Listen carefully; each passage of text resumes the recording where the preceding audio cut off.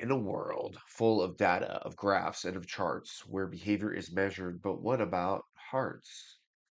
Where the science is solid, the research is clear, but something was missing, and now it is here. What if the variable nobody measured, the one that unlocks every skill to be treasured, isn't found in a protocol, token, or plan, but in the way that we show up as human to human? What if Hayes had it right when he challenged our field that love isn't soft, it's the greatest of shields, that compassion and warmth aren't outside of the science, but the very foundation of clinical compliance? And what if Tarbox meant it, each word that he said, that if we can't do this with kindness, perhaps we should do something else instead?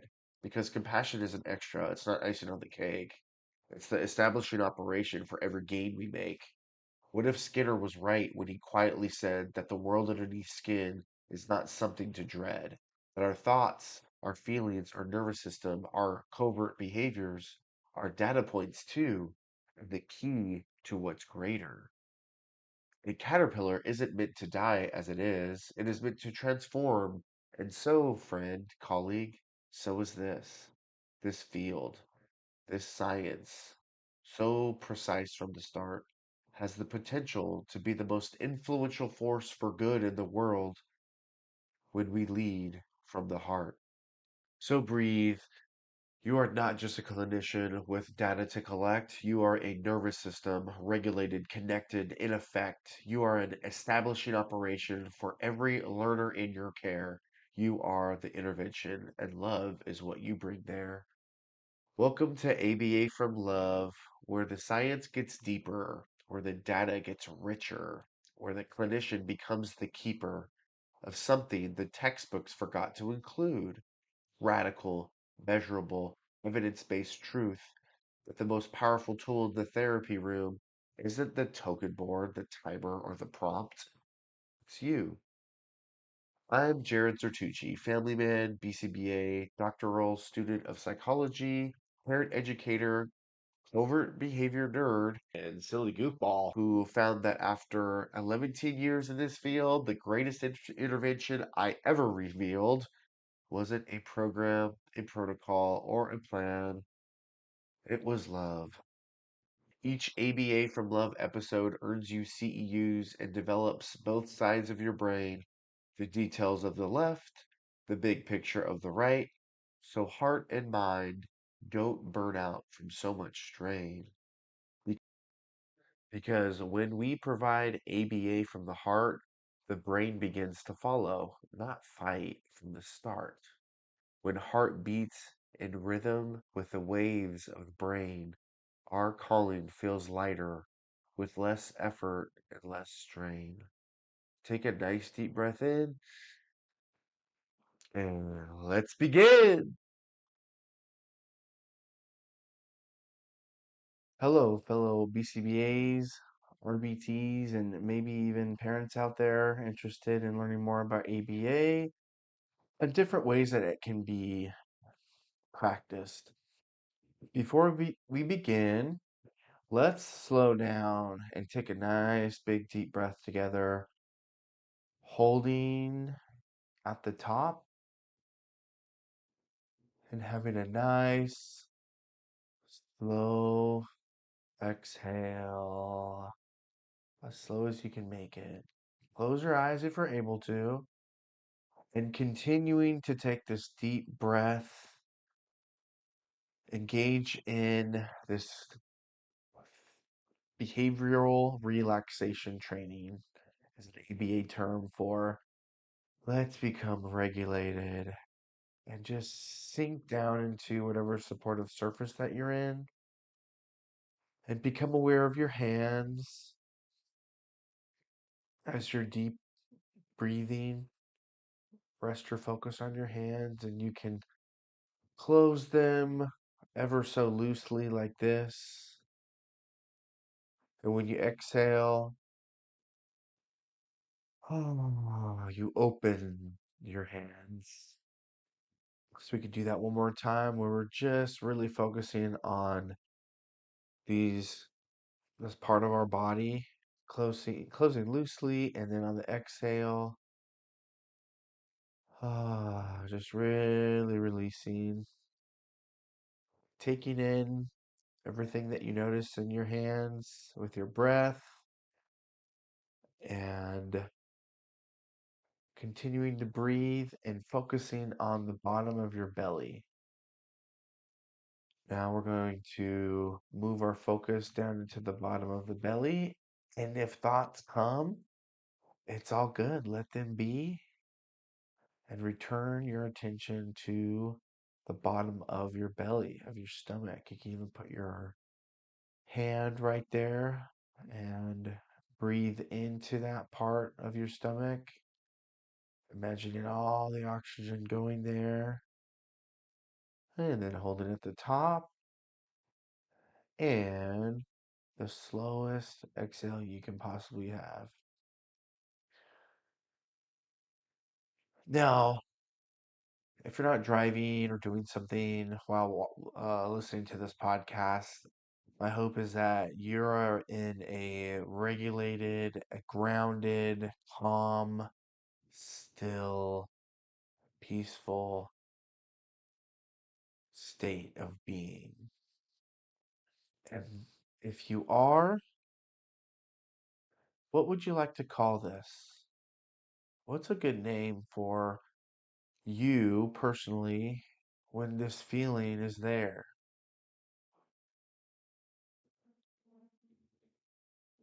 The first thing that comes to mind is usually the best, especially when you are regulated.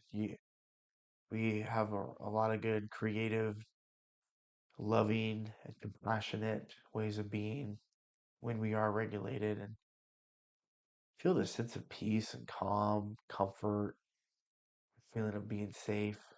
What is that name for you? We're going to come back to this later on in the podcast. But right now, we are all left brain thinkers. We love to analyze data. We love to categorize and observe and quantify. And that is just a lot of work for our left brain. So these podcasts are engineered, or at least I keep in mind, right hemisphere experiences. So you can give your left side of the brain a little break. And this breathing, this regulating, this behavioral relaxation training, if you will. There's a whole book on it. That's an ABA term, an ABA book. Um, Brings us into that somatic awareness, right? Awareness of the body, awareness of our breath, of our autonomic nervous system. That really lights up that right side of the brain. Now, we're not going to get into emotions today, but that's also something that turns on that right side of the brain. And guess what? Another thing that turns on the right side of the brain is poetry. And I have a poem here waiting for you. It's by John Hancock and it's called Unconditional Love. Unconditional love, a bond so true.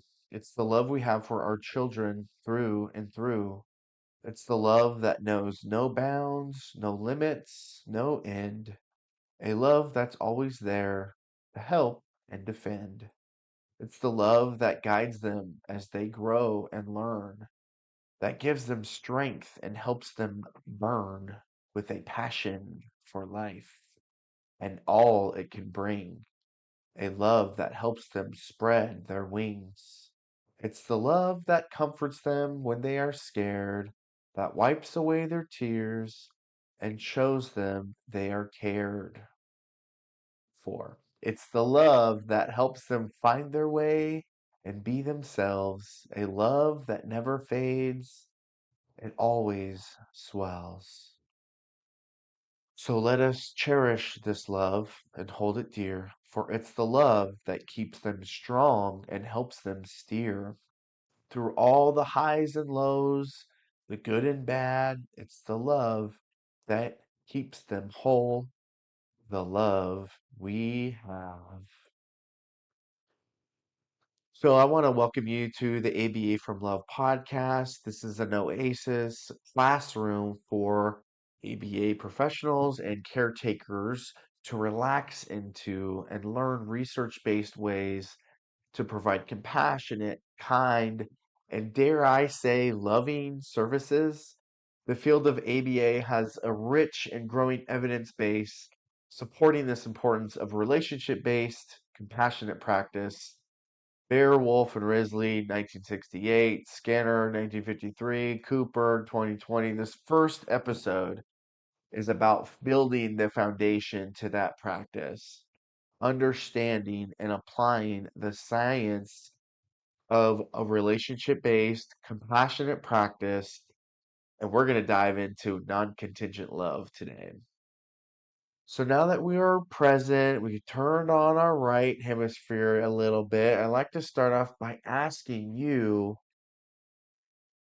what got you into the work of ABA? What made you want to work in this field? What is your why?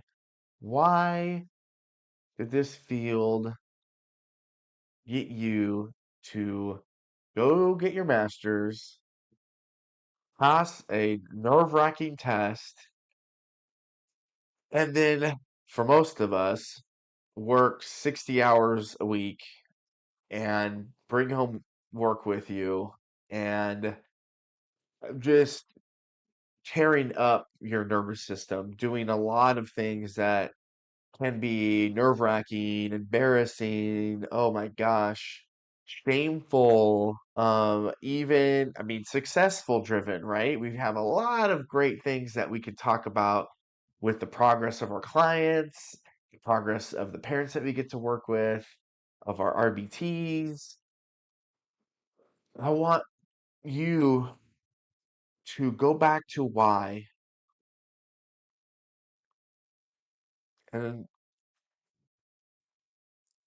when you think of this why, where does this aspect of non-contingent love, of unconditional love, fall for you in your why?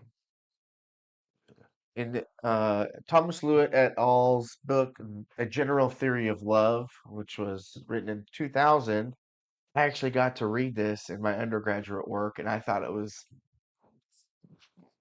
fascinating that we could learn about love in a psychology class.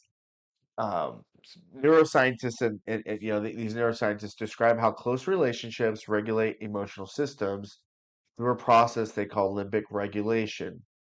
Although their work is rooted in neuroscience rather than behavior analysis, many of the processes they describe map remarkably well onto behavioral principles such as conditioned reinforcement, motivating operations, stimulus control, and emotional responding. In other words, relationships themselves become regulatory environments that shape behavior. There are other scientists that we'll get to that also say this same thing, and I'm going to go into the learning objectives here in a little bit, but for ABA clinicians, this suggests something important. The therapeutic relationship itself is an intervention variable. According to Dr. Megan Miller's CORE framework, that CORE framework, connected relationships is the first priority for any trauma-informed, assent-based services. And the behaviors that communicate unconditional love or non-contingent love can dramatically influence cooperation, emotional regulation, learning readiness, and treatment fidelity. So the learning objectives that we have for today, for you today, is by the end of this presentation, you'll be able to, number one, define unconditional love and positive regard in behavioral terms. Number two, identify behavior analytic processes underlying relational safety and reinforcement. Number three, describe how therapeutic warmth and acceptance function as condition reinforcers in ABA sessions. Number four, assess the quality of having a connected relationship from a core framework perspective. Number five, apply strategies for incorporating unconditional positive regard and having a connected relationship within ABA therapy interactions. Number six, analyze how therapist behavior can influence motivating operations and cooperation during instruction. This also leads us into not only the therapist behavior, but also the parents that we're working with. And parents, if you're listening, there's plenty of information here for you as well. So now I'd like to connect the BACB ethics code pillars, and they are number one, benefit others. And I can say that non-contingent love directly benefits clients by reducing escape maintain and problem behavior, increasing learning readiness, and building a positive therapeutic relationship. Using non-contingent love reflects a commitment to maximizing client outcomes. Number two, treat others with compassion, dignity, and respect. This is the most direct connection. Literally, non-contingent love and the unconditional love concept at the heart of this podcast is essentially delivering compassion and relational warmth independent of performance. The child is valued as a person, not just as a learner who earns access to positive interactions. The third pillar is behave with integrity. The BACB ethics code directs behavior analysts to recommend reinforcement rather than punishment whenever possible. And non-contingent love is a reinforcement-based, least restrictive approach. Choosing it reflects professional integrity and sound clinical judgment. Number four, promote science, which is going to be a lot of what this podcast is about and a lot about what this episode is. Non-contingent love is an evidence-based, peer-reviewed procedure. Well, non-contingent reinforcement is, and I'm kind of using love in there, rooted in the science of behavior analysis. Using it demonstrates fidelity to the empirical foundation of the ABA. Let me say that again. Non-contingent reinforcement, as we'll see later on in the episode, is synonymous with non-contingent love. And so that's an evidence-based and peer-reviewed procedure, right? Non-contingent reinforcement. I love telling parents about that. That's the one of the best parts of free, right? Free love, free reinforcement.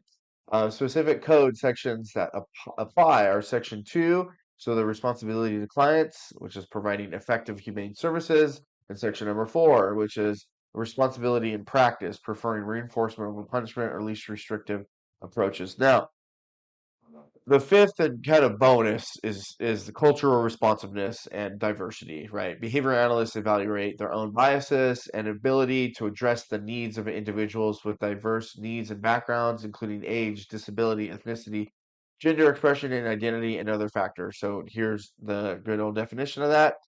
And the non-contingent love connection here is that non-contingent love is culturally universal. We are love. It transcends protocol, diagnosis, and background. Practicing ABA from love makes you a more culturally responsive clinician because you are meeting the human before the behavior. So now let's dive into unconditional love and not only defining unconditional love into behavioral language, but also seeing what else is out there. What does social neuroscience, let's just take that for an example. What do they say about love? Well, according to Cassiopo et al., they have a really cool article called, it's not an article, it's a research article, Social Neuroscience of Love. Love is a reward-based motivational state involving emotion, cognition, and goal-directed behavior, supported by specific neural and neurochemical, they say systems, and I'm going to change that to covert behaviors. Covert behaviors is a lot about what I'm going to bring to this podcast and to continuing education units. This idea that covert behaviors are part of behaviorism. B.F. Skinner said that private events are, although they're not observable, we can observe them now with the tools that we have. They are behavior. Okay. So that's right. Covert behaviors. That's what I'm going to be talking about a lot on this podcast. We have the scientific instruments to allow us to observe them and our own neural behaviors, right? Our covert behaviors. And it is not time. It is now time. It is now time to integrate this into our ABA knowledge base. Non-contingent love is the foundation for compassionate ABA services. It's going to make clinical decision making So much easier, and it's going to come from that neurological state of calm, love, presence, regulation. However, whatever you called that state earlier that we did before we began this podcast, that is the state that you can make a lot of sound judgment on, and creative judgments, empathic, not judgments, decisions. And so it's really important that I get this across to you because it is one of the mainstays of my own clinical practice and decision making skills. And it's something that I also tell parents about, and not only tell them about, but I give them the experience. It's called a neurobehavioral reset, and that really gets them into that state of regulation, calm, and love, which can help you in split decision making, which is what we do all the time, not only as ABA professionals, but also as parents. So, going back to this amazing research paper by Stephanie Cacioppo, did you know that the most unconditional form of love we talk about has a specific location in the brain? Not metaphorically, not philosophically, an actual structure. It's called the periaqueductal gray, which is the PAG. It sits in the midbrain of the brain system. And if you've never heard of it before, here's why it really matters. The PAG, periaqueductal gray, is one of the oldest parts of the brain. Makes sense.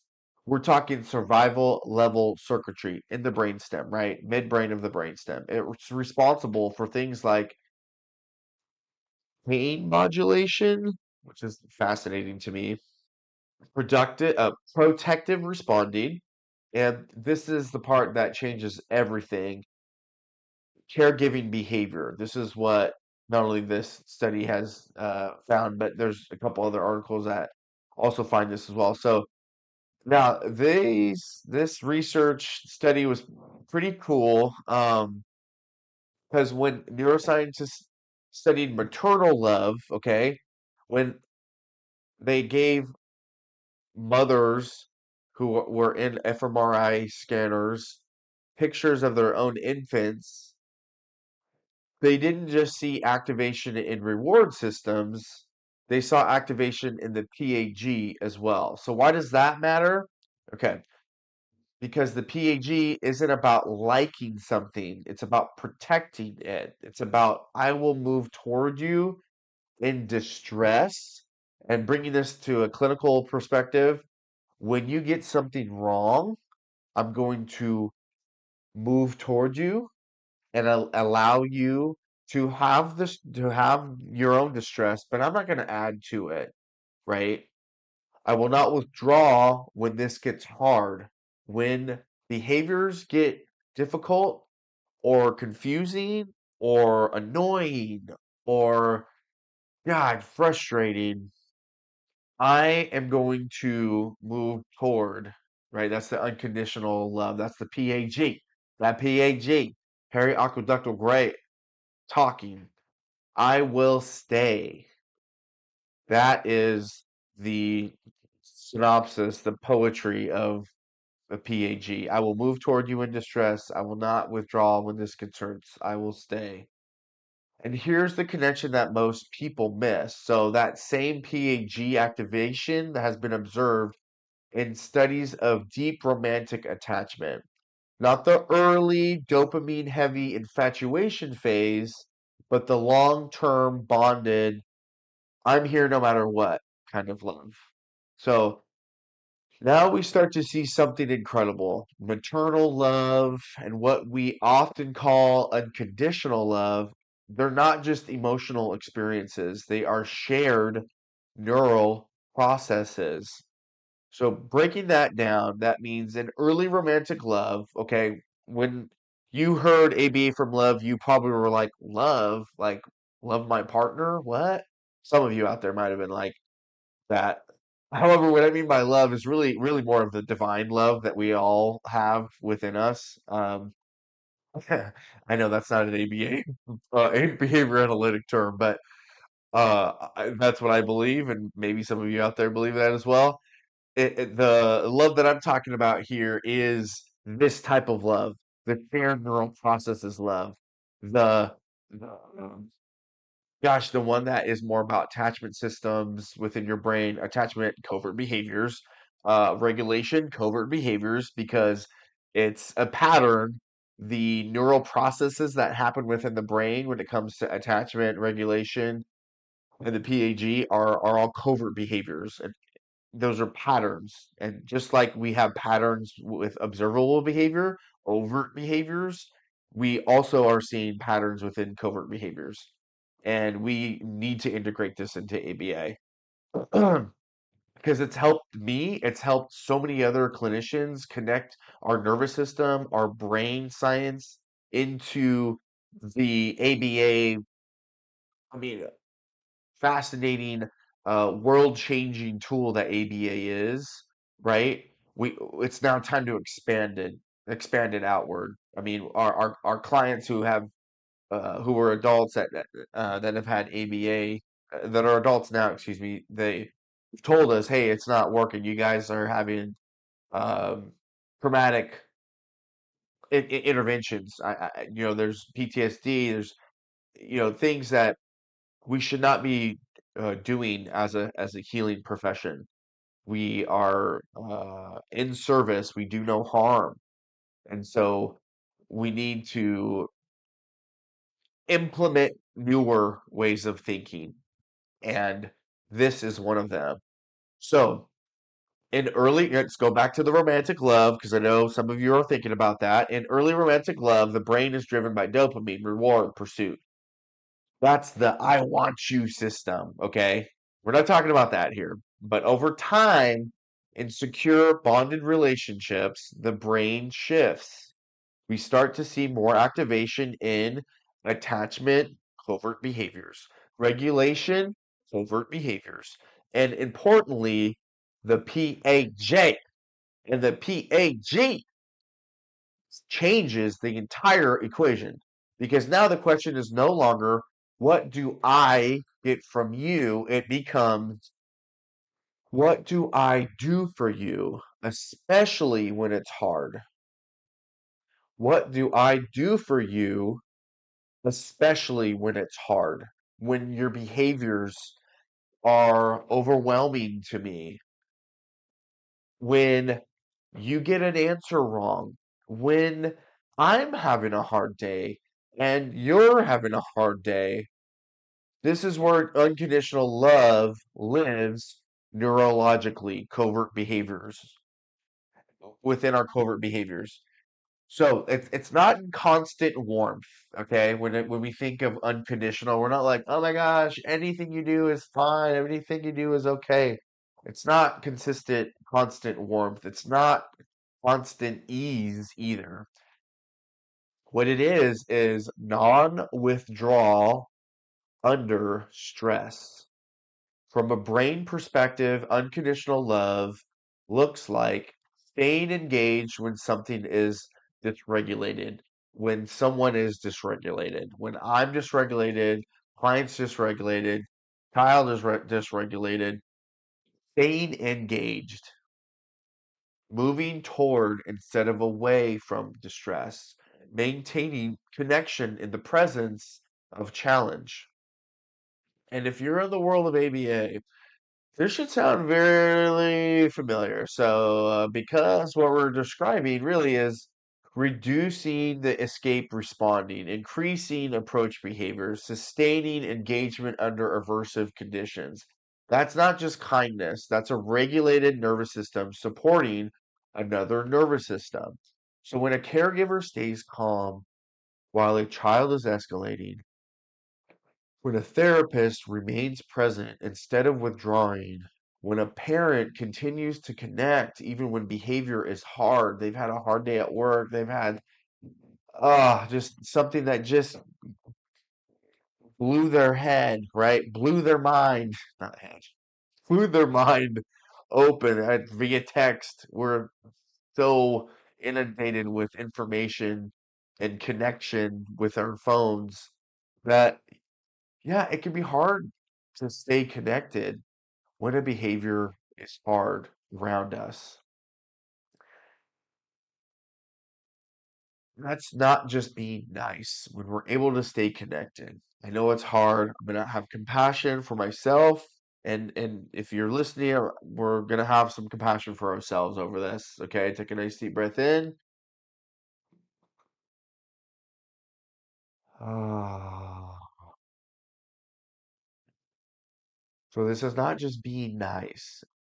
This is the PAG in action. This is the ancient circuitry saying this relationship matters enough to protect, not abandon.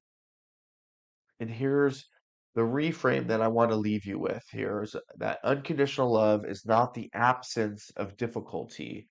It is the decision biologically, covert behavior, and overt behavior wise to remain connected through it. Let me repeat that. Unconditional love is not the absence of difficulty. It is the decision, either covert or overt behavior, to remain connected through it. It's not the absence of difficulty. It's the decision to remain connected through it. So when we talk about pairing, when we talk about rapport, when we talk about becoming a conditioned reinforcer, we're not just talking about reinforcement schedules. We're talking about becoming a signal of safety, consistency, and non-withdrawal, staying together. We got this. I got you. You're doing great. We're doing great together. You know what?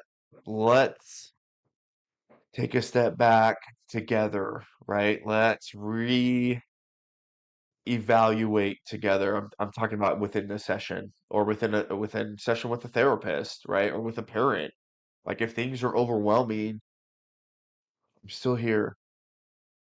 We're still here. Let's do this together. Because in the brain, that's what love actually is. And the PAG is one of the systems that makes it possible. So the next time you hear the phrase unconditional love, you can also think of it as non-contingent love. Don't think of it as abstract. Think of it as a measurable, observable pattern of staying. A measurable, observable pattern of staying. And you can even think about the PAG, which is like really right in the middle of your head. If you know where your brainstem is, it's pretty much where your neck is. The top of your neck, right in the middle, like right between your ears, I would say is like where the PAG is. You can look it up. That's where I saw it. It was. It's hard to kind of describe that, but you get it. So now let's go to the behavioral side of things. Unconditional love or non-contingent love can be conceptualized as consistent access to relational reinforcement independent of moment to moment performance. In many instructional environments, reinforcement is delivered only after correct responding, but unconditional love or non-contingent love means something slightly different. It means the relationship itself remains reinforcing even when correction occurs. So, the therapist continues to display warmth, acceptance, and connection. The child learns my mistakes do not threaten access to this relationship. Let me repeat that. My mistakes do not threaten access to this relationship. Now, from a behavioral perspective, this creates a powerful, generalized, conditioned reinforcer. And according to Lewis et al., with the General Theory of Love in 2000, humans regulate emotional systems through repeated relational interactions. In ABA language, relational interactions shape emotional responding through reinforcement histories. Now, ABA session example is coming up here. So, an RBT presents a tacting trial. A child response is incorrect, and one response from a therapist can be wrong, try again, which I purposefully did it really strongly and kind of aggressively with like a scowl too on my face. Or the second therapist can respond, nice try, let's look again together.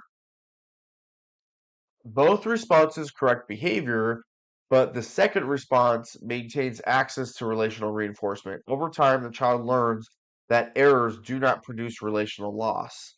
This reduces escape maintained responding. So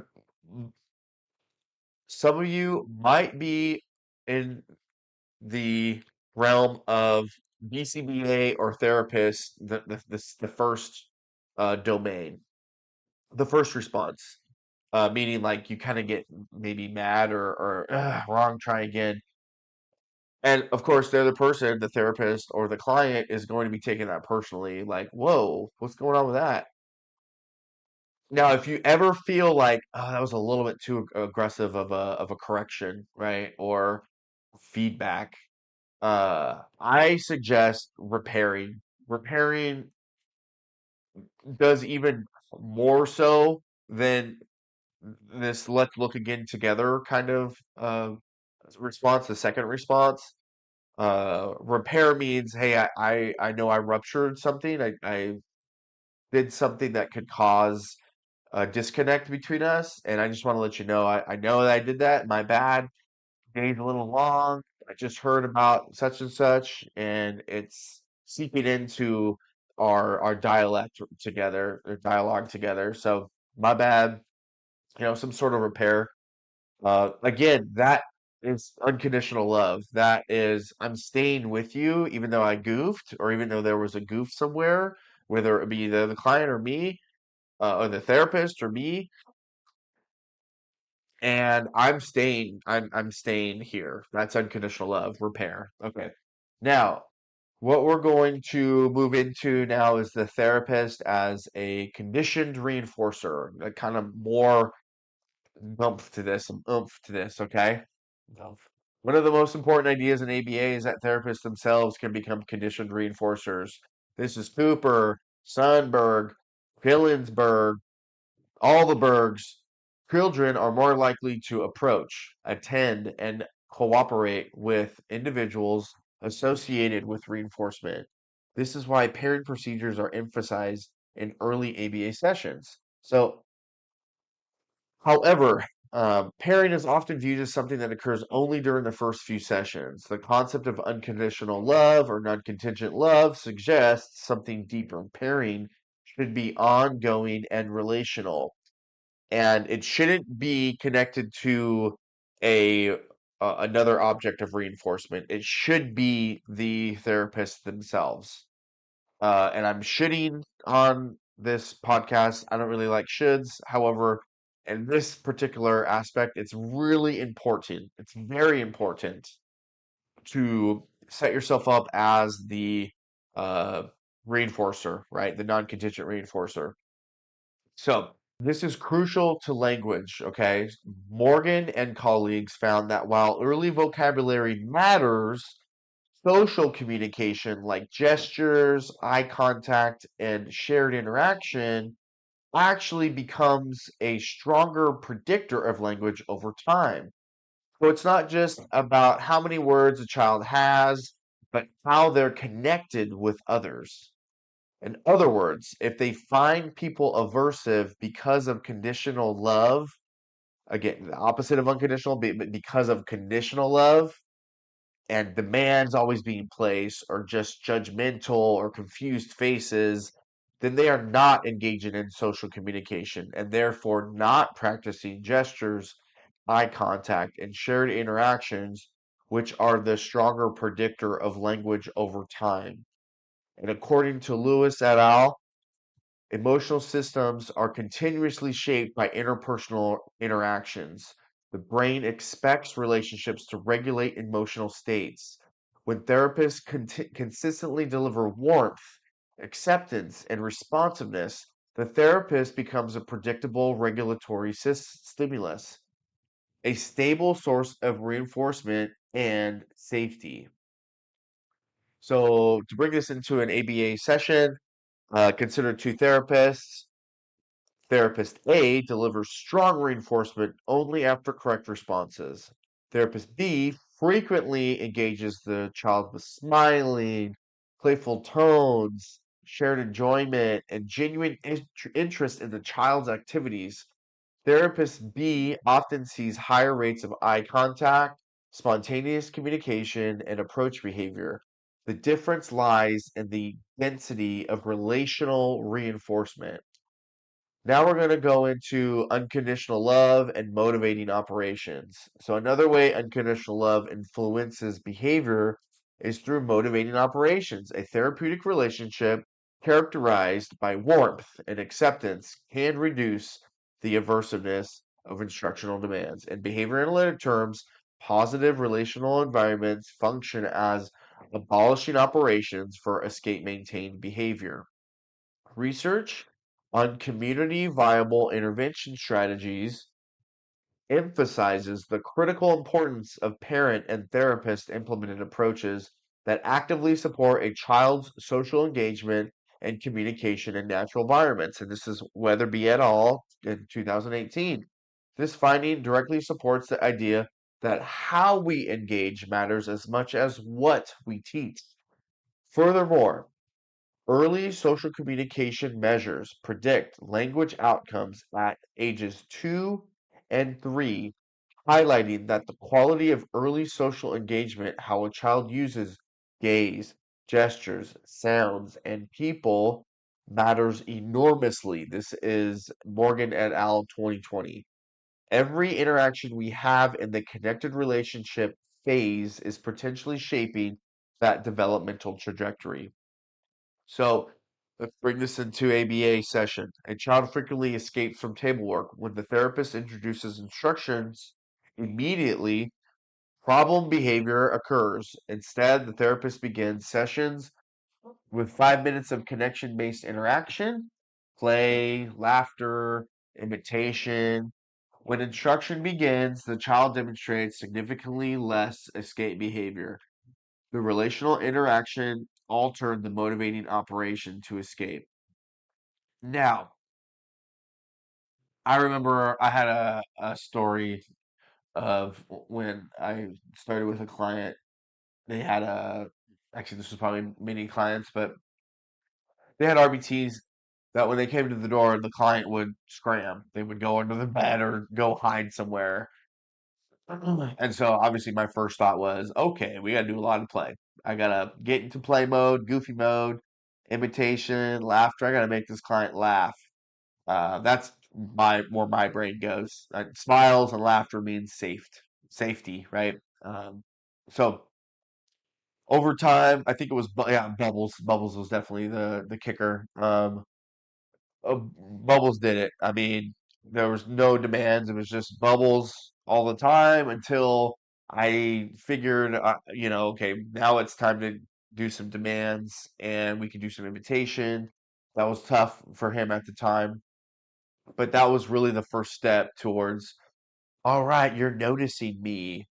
Oh my gosh, there's a social connection here. And what I'm doing, you understand that you can do it too, and bubbles will be blown everywhere, and we can pop, pop, pop, pop, pop, pop, pop them all through session, right?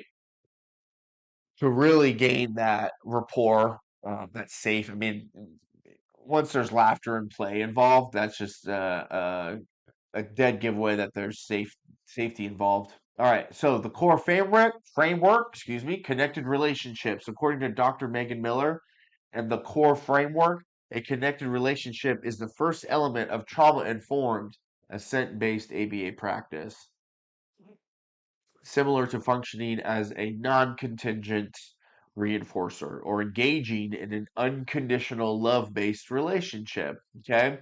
Now, connection. There are assessment questions that Dr. Megan has given us through the Quorum framework. Shout out to Megan. What's up? Number one is the connection, and then there's the communication. So, number one is connection based. There's four questions. How does the client notice others in their environment? Number two, how does the client initiate interaction with others? Three, how does the client respond to attempts to engage and bids for attention? Four, how does the client respond to requests from others to complete demands and follow routines? Now, communication. How does the client value communication partners? How does the client use gaze shifts to communicate? How does the client use body positioning to communicate or body movement to communicate? How does the client use people as tools to communicate? How does the client use sounds to communicate? What is the client's preferred communication output? So vocal, signs, gestures, pictures, objects, body movements, etc. So here are some strategies for the connected relationships phase. And if you have answered well, not that well to really any of these questions, or I have to take a look at that. Here, this is number one. This needs to be instilled within sessions, you know, in order to move on to behaviors and learning. This really needs to be number one. The communication, the connected relationship is number one. That's why I made it in this first episode. This is very important stuff here. We can't move on with anything else if there's not a connected relationship and there's no value of communication to the connected partners. So when I talk about unconditional love in ABA, I'm not talking about abandoning data structure or behavioral principles. I'm talking about something much simpler and much more powerful. The child experiences us as safe. I can't say that word enough. Not safe if they comply, not safe if they finish the task, just safe. Okay. So one other thing that I like to keep mentioning is how, in the general theory of love, how humans regulate each other's nervous systems through limbic resonance. Our emotional state shapes the emotional state of the people around us. So this idea closely aligns with Dr. Daniel Siegel's concept of co-regulation, which emphasizes how supportive, attuned relationships help individuals achieve and maintain emotional balance, which turns into a readiness to learn, right? Which turns into wanting to learn, not only just cooperation, but wanting to learn, wanting to be there with the therapist, with the parent, or with the adult, right? There's a big difference there of tolerance versus yeah, let's do this. So when a BCBA or RBT enters a session regulated, curious, and accepting of the child as they are, we are literally participating in co-regulation, non-contingent love. That PAG is coming on board, right? Research also has also shown that how practitioners frame and discuss autism with families directly influences how families engage with and relate to their children. This is Bradshaw in 2021. A reminder that our language and relational stance has ripple effects far beyond the therapy room. Now, identifying connection barriers. Sometimes children don't connect with us, not because they lack social interest, not because they lack social interest, but because their learning history has taught them that people means demands. If every time an adult approaches you and they ask, touch your nose, match this, say ball, sit down, do this, do that, like perform, do something for me. If every time you see an adult do that to you, wouldn't you be like, ah, man, I don't want to hang out with you. You're going to be too pushy, too shovey. So eventually, the presence of an adult becomes a conditioned aversive stimulus. So we ask a different question. What has this child learned about people? We begin to gently rewrite that learning history.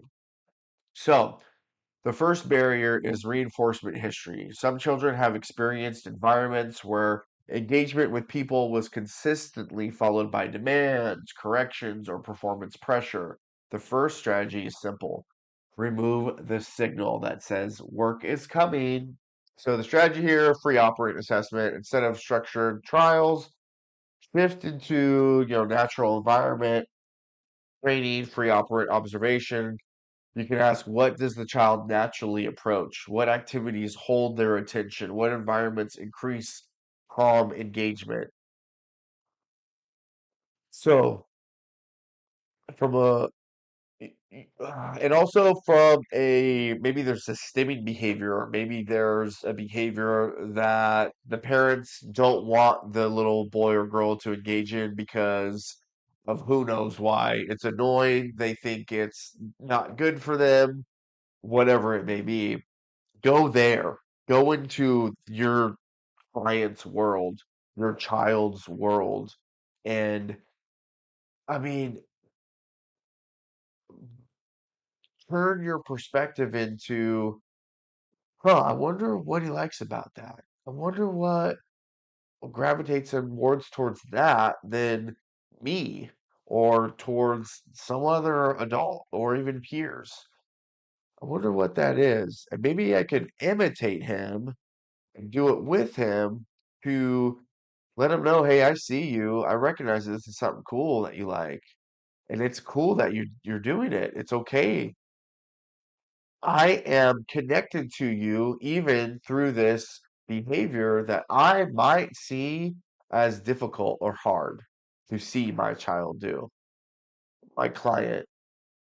And so getting through those hurdles of, well, this is something that maybe mom and dad don't want to do. However, is that uncontingent love or is that disconnect? Is that a connected relationship or is that judgment? Is that shame? Right? So looking at those behaviors in those ways can really guide our decision making skills and really help us become more aware of the signals that we're sending our loved ones and the ones that we take care of.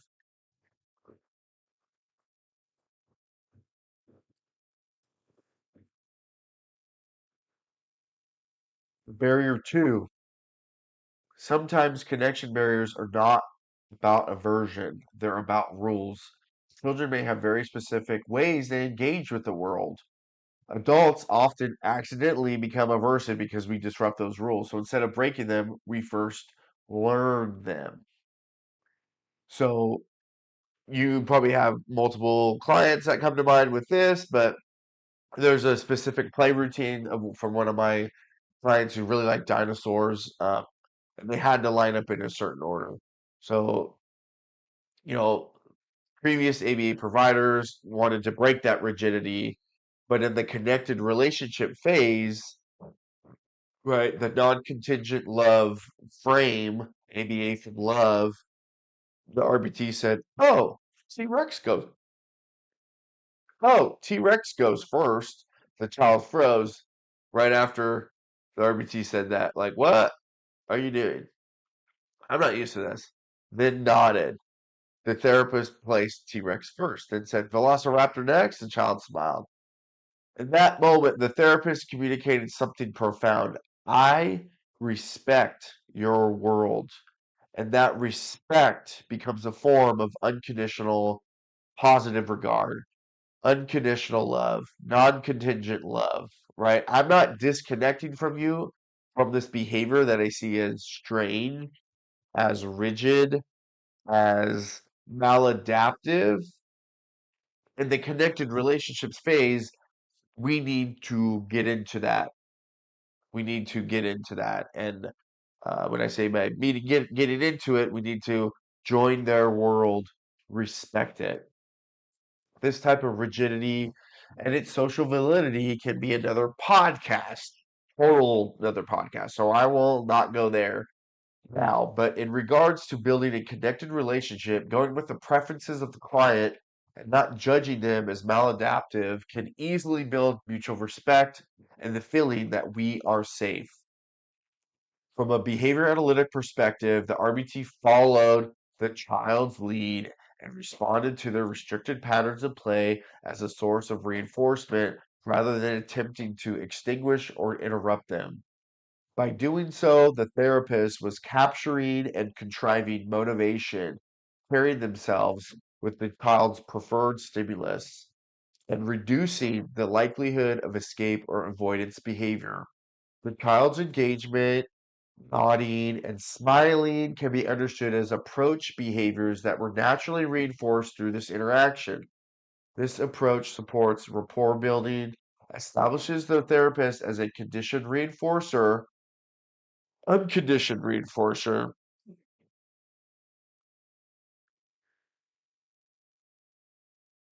This approach supports rapport building, establishes the therapist as a reinforcer, and promotes instructional control without the use of demands or response interruption.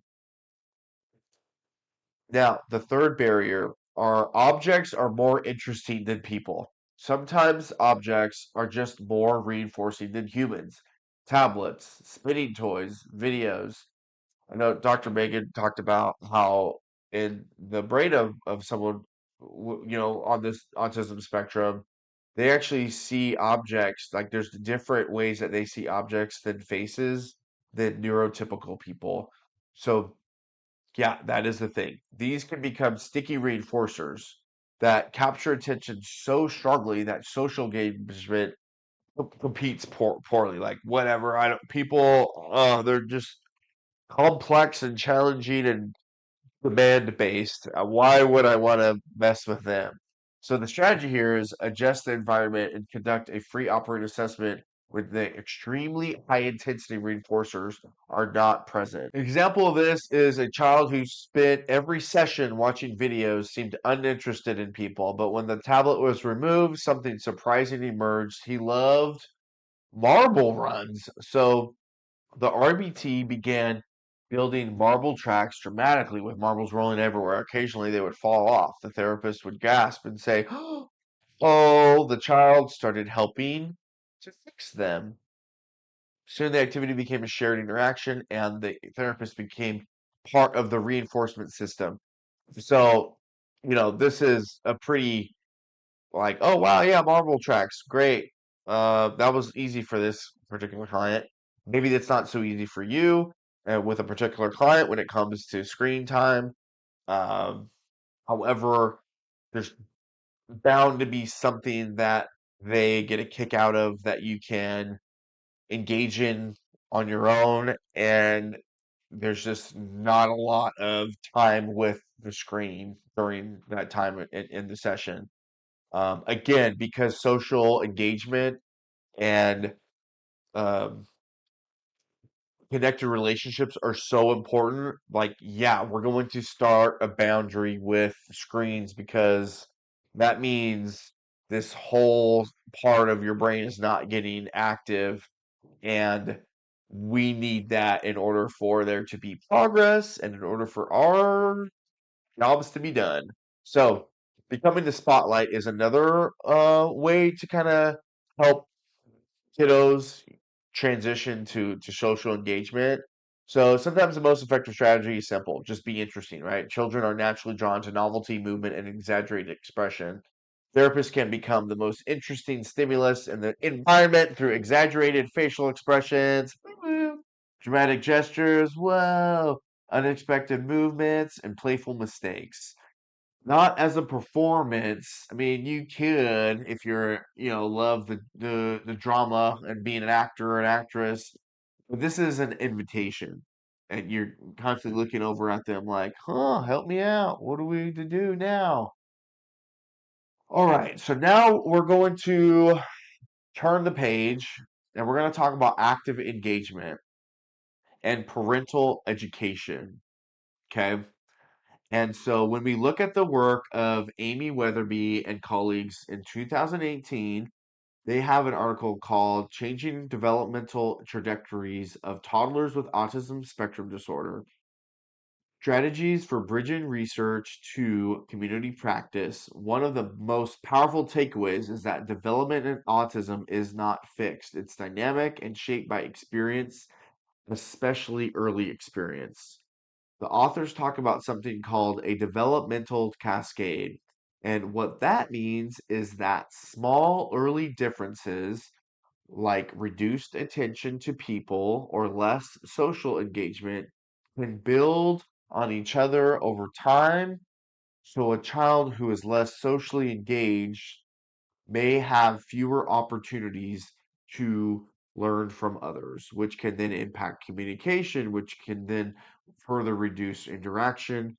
It becomes this ripple effect. But the hopeful piece, and this is really important, is that early intervention can actually interrupt that cascade and shift the trajectory. So, a big concept they introduce is something called active engagement. This is really the active ingredient for learning. Active engagement means the child is regulated, emotionally available, socially connected, and participating in back and forth interactions. It's not just about being present, it's about being connected and engaged. Now, let's take a closer look at that word, regulated. That's not a very behavior analytic term. However, it is a crucial element that is not a very overt behavior. We can't see if someone is regulated. Now, I want to go back to that feeling that you had at the beginning of the episode when we did the exercise of breathing, sinking deeper into our chair. What was the name of that feeling that you had? Well, let's go back into that state. So breathe. Going into the bottom of your belly, attending your bottom of the belly. So focusing your attention right there on the bottom of the belly. And I love doing this one. Imagine there's a light that's in there, and that light is shining brighter and brighter. And as you're breathing, the light is shining, radiating outward and more outward. Going back to this state because this is the foundation for ABA from love. This grounded, regulated, peaceful, calm, stable, confident, compassionate, empathic, open, expansive, and loving state allows us to be emotionally available and socially connected. This co-regulation, according to Dr. Siegel, occurs and our little ones feel safe to engage actively with you or the adult, therapist, caretaker, parent. Staying in this regulated state, I want to convey to you that what's really important here is that learning doesn't happen best when a child is being directed or managed. It happens when they are in that state of connection. And they are in that state of connection, more likely to be in that state of connection when we are connected, when we are regulated, when we are grounded, when we are connected to them and with them. Now, there are covert behaviors that are happening when we do this breathing and regulating. I'm not going to go into that right now. Just trust me. And if you have a hard time with this, feel free to reach out. I can give you tools based on science that will allow you to better regulate ground and pay attention to their body. 'Cause that's the convergent attention that we need, as well as the divergent attention that can be very useful when, getting into the grounded behavioral relaxation training, if you will. Okay, so when we think about things like removing demands, following the child's lead, joining their play, those aren't just rapport building strategies. Those are actual ways we increase active engagement, which is what drives development. And when we're in this state, when we remove the demands, when we follow their lead, when we join their play without any other thoughts of, oh my gosh, I need to be taking data. Oh my gosh, I need to be running this lesson right now. Oh my gosh, this is a waste of time. What are we doing? Take a nice big deep breath in. I am that BCBA. And I've learned to prioritize this piece first. The relationship, not only the relationship that I have with my body and my nervous system, but the relationship that I'm building between my body and their body and my relation and my nervous system and their nervous system. My light, so to speak, my light. Is it warm and approachable, or is it something else? So, another major point from this paper is that the parent or caregiver is the most powerful agent of change, not the therapist or the BCBA or the teacher or the para. Because when you think about it, caregivers are with the child, if not all day, every day, then during transitional parts of their day, which bring their own challenges, right? Transitions as well as weekends. So not to mention with them for the rest of their lives.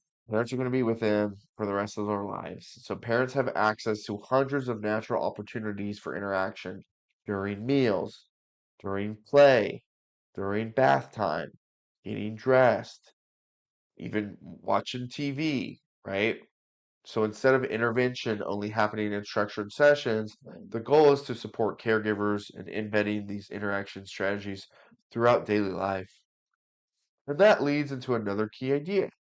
Intervention is most effective when it happens in natural environments, real life, not just at a table, not just in a clinic, because when skills are learned in natural routines, they're more meaningful, more functional, and much more likely to generalize. The paper also challenges how we think about intensity. It's not just about the number of therapy hours, it's about how many meaningful, engaged interactions a child experiences throughout a day. A few minutes of true connected interaction repeated over and over again can be more powerful than longer periods where the child isn't fully engaged. They also emphasize that intervention has to be individualized. Every child is different, their interests, their sensory needs, their communication style. So rather than trying to fit the child into a program, we really need to build the intervention around the child, following their lead, using what's already reinforcing to them, and respecting their way of engaging with the world. And finally, something that really stands out in this paper is the gap between what research shows works and what families actually receive. Many families don't get access to these types of relationship based, caregiver implemented supports early enough.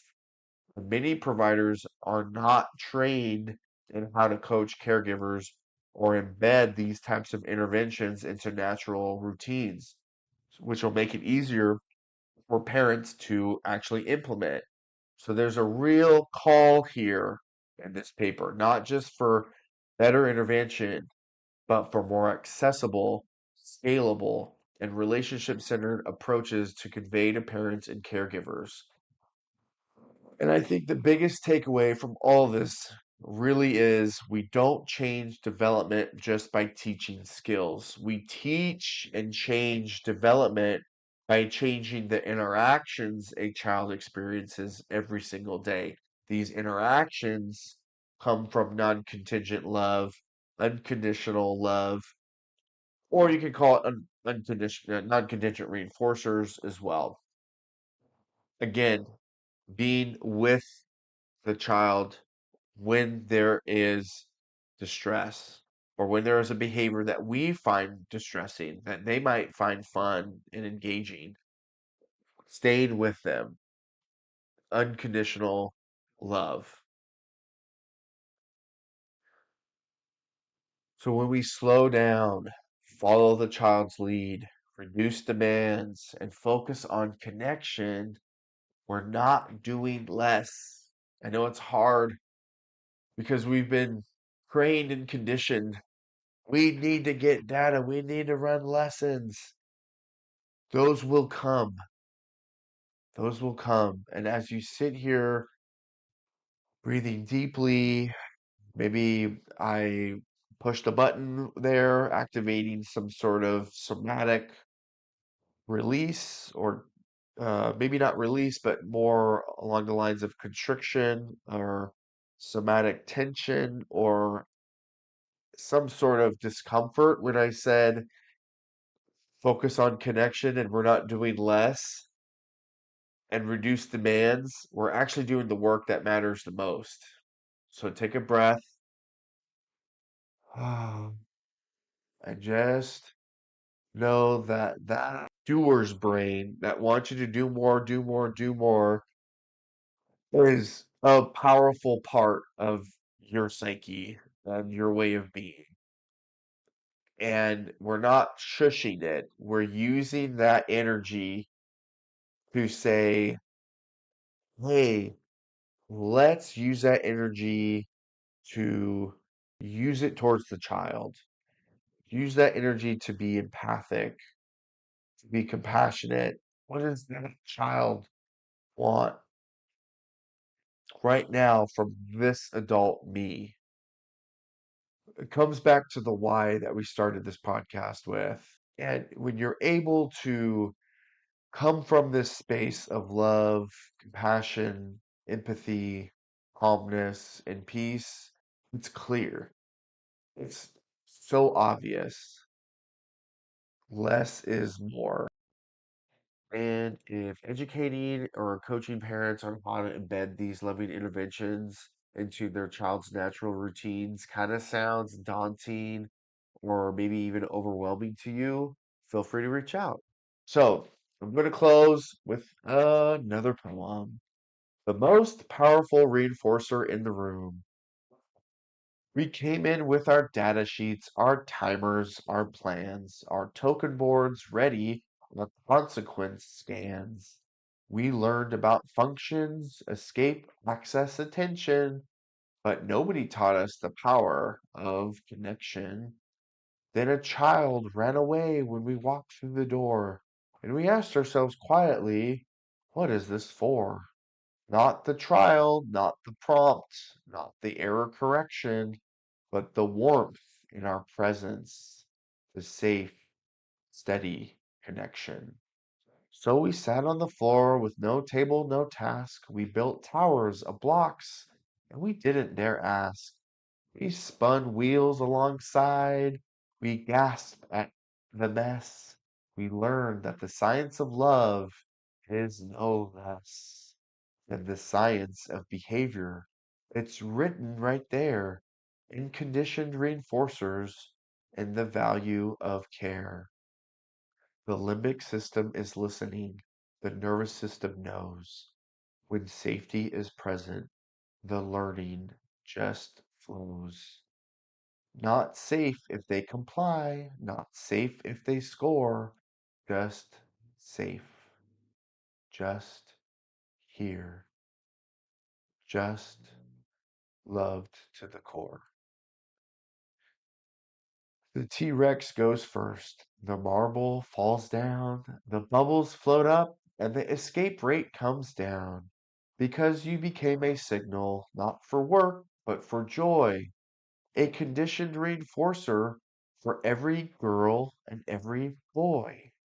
And parents are watching, absorbing your lead, learning that presence is planting a seed, that development changes through daily delight, through hundreds of moments of getting it right.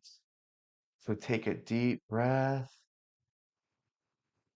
At the start of each session, remember your why. Let love be the lesson, because the data will follow, the skills will emerge when the relationship itself becomes the reinforcer. This is ABA from Love. This is the science, the heart of what we do. Smile. You are non-contingently loved. And just like that, we come to a close. But the learning, the reflection, that's where it grows. Because when we lead with love and align what we know with how we show up with the seeds that we sow, we remain and sustain, not burn out or drain, just grounded, clear practice, again and again. So take what you've learned, let it shape what you do for your clients, your families, and for yourself too. And when you're ready to turn this growth into CEUs, head to abafromlove.com to claim what's yours. Until next time, keep your heart in the work and your mind in the why, and let them move together, not against, but side by side. Much love. Take it easy. Bye bye.